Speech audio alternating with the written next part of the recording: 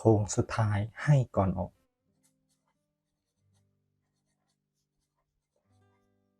16 พฤษภาคม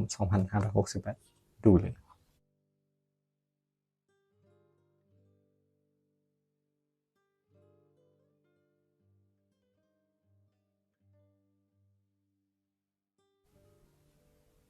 สวัสดีครับมาดังวันนี้เด็กๆมันครับวันนี้มาดูสูตรโค้งสุดท้ายให้ก่อนออกครับสูตรที่1นะครับหลักแสนหลักหมื่นหลักพันบวกหน่วยล่างและ1คงที่จากนั้นนำไปบวกอีก1แต้มต่อไปสูตรที่2ครับหลัก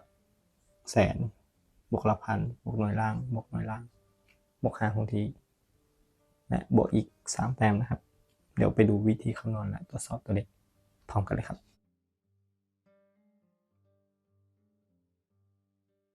รางวัลที่1ครับที่นำมาครับมีทั้งหมด4งวดครับเริ่มจากงวดวันที่1 มีนาคม 2568 8188 94เลขล่าง54ครับเขียนคำนวณตามสูตรได้8บวก1บวก8บวก4และ1คงที่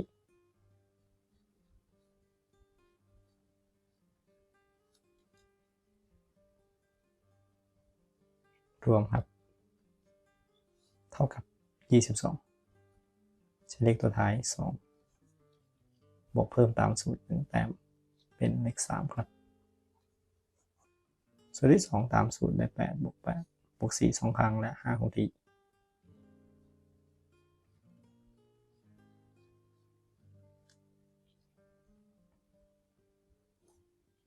ผลรวมได้29ครับแต่ตัวท้ายได้9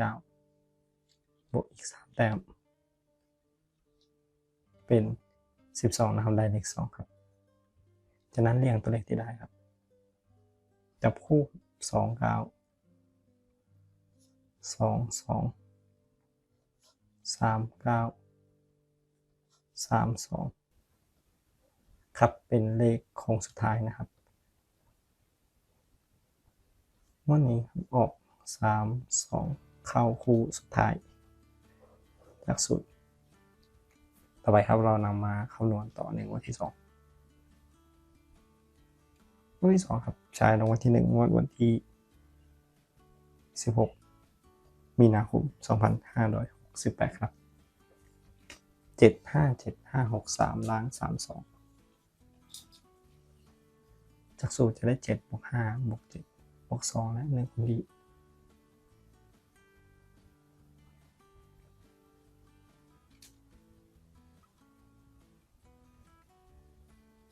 รวมตัวเลขครับได้22สุดท้ายเลข2บวกไป1แต้มเป็นเลข3ส่วนที่2 7บวก7บวก2 2ครั้งและ5คงที่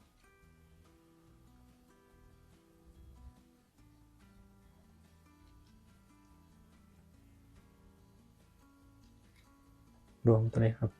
ได้เท่ากับ23สุดท้ายแล้วก็3บวกเพิ่ม3แต้มเป็น6เรียงเลขเป็นชุดนะครับ2 3 3 2 6 3 3 3 6ครับเลขออก36งวดต่อมาครับเข้าตรงนะครับงวดที่2ต่อไปดูในงวดที่3ครับวันที่1ครับ6 6 9 6 8 7ล่าง36จาก1เมษายนจากสูตร6บวก6บวก9บวก6และ1คงที่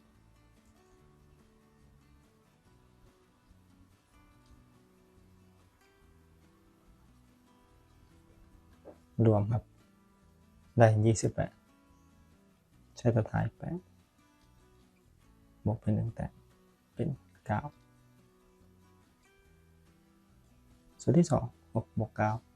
6 2ครั้งและ5คงที่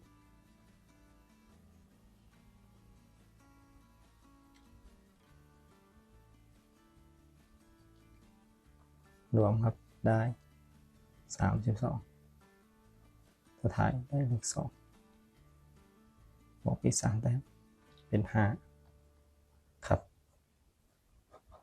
เลขที่ได้82 85 92 95ครับเป็นเลขชุดของสุดท้ายงวดนี้ครับออก85ในงวดต่อมาเข้า85ครับตรงต่อไปครับสูตรนี้คำนวณในงวดที่4รางวัลที่1 2 6 6 2 2 7ล้าง85วันที่16เมษายนนะครับ2568ได้2บวก6บวก6บวก5และ1คนที่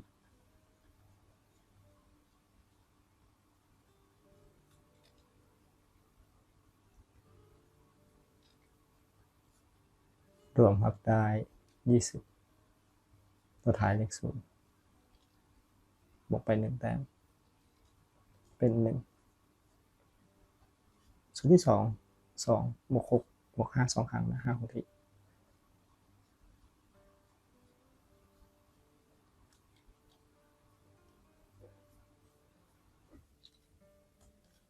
รวมครับได้23ตัวท้ายแล้วหน่อย3บวกเพิ่ม3แต้มเป็น6ครับเลขที่ได้03 06 13 16ครับจากวันที่ผ่านมานะครับออก06ครับล้าง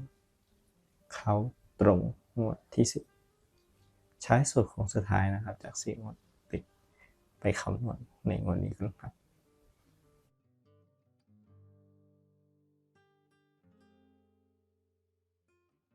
นำรางวัลที่1ครับจากวันที่ผ่านมานะครับมาใช้ในการคำนวณ2 1 3 3 8 8ล้าง06ครับตามสูตรได้2บวก1บวก3บวก6และ1คงที่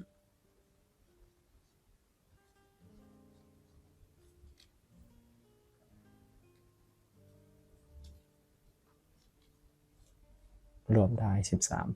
13ตัวท้ายตัวเดียว3บวกไปอีก1แต้มเป็นเลข4สูตรที่2ครับ2บวก3บวก6 2ครั้ง5คงที่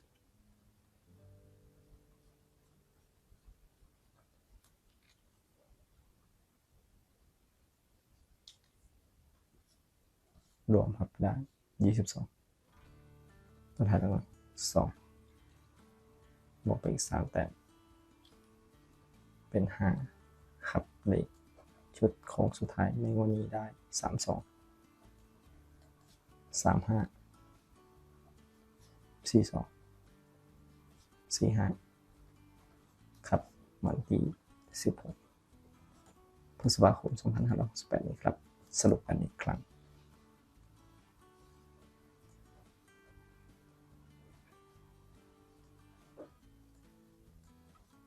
โค้งสุดท้ายครับให้ก่อนออก32 35 42 45